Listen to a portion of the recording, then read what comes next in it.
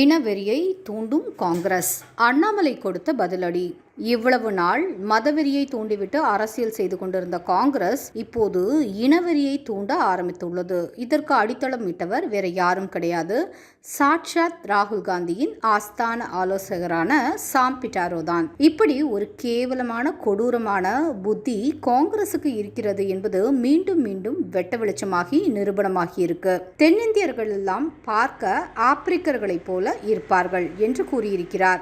வடகிழக்கு இந்திய மக்கள் சீனர்களைப் போல இருப்பார்களாம். இந்தியாவின் மேற்கு பகுதியில் உள்ள மக்கள் அரேபியர்களைப் போலவும், வட இந்தியாவில் இருப்பவர்கள் ஆங்கிலேயர்களைப் போலவும் இருப்பார்கள் என்று கூறியிருக்கிறார். இந்தியாவின் 4 திசைகளிலும் உள்ள மக்கள் வெவ்வேறு நாட்டினரைப் போல இருப்பார்கள் என்று கூறிவிட்டால் அப்போ இந்தியர்கள் யாரை போல இருப்பார்கள்? ஒருவேளை இத்தாலிக்காரர்களைப் போல இந்தியர்கள் இருப்பார்களோ? எவ்வளவு ஆணவமும் அகம்பாவமும் இருந்தால் இப்படிப்பட்ட நக்கல் பேச்சுகள் இவரிடமிருந்து வந்திருக்கும்.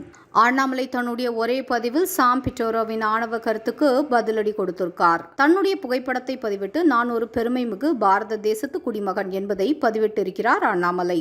நிறங்களை பார்த்து பிரித்து ஆள்வது என்பது ஆங்கிலேயர்களின் அடக்குமுறை ஐடியாவாக இருந்தது. அதே போல கருப்பாக இருக்கும் தென்னிந்திய மக்களை ஆப்பிரிக்கர்கள் என்று கூறுவதன் மூலம் நம்முடைய பெருமைமிகு தமிழ் அடையாளத்தை நக்கல் அடிக்க பார்க்கிறாரா இவரு? இப்படிப்பட்ட கருத்துக்களை இவர் கூறுவதற்கு யார் இவருக்கு தைரியத்தை கொடுத்தாங்க? பரம்பரை சொத்துக்களுக்கு வரி போட வேண்டும் என்று சொல்லும் போதே காங்கிரஸ் இவரை கடுமையாக கண்டித்திருந்தால் மீண்டும் இது போன்ற ஒரு கருத்து இவரிடமிருந்து வந்திருக்காது.